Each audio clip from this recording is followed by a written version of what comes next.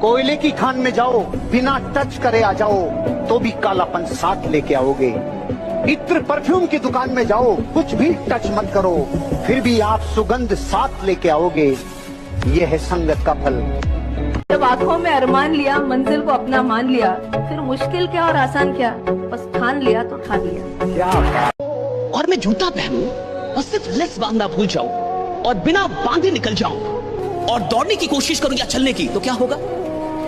गिरूंगा ना, गिरूंगा ना, गिरूंगा ना। एक छोटी चीज,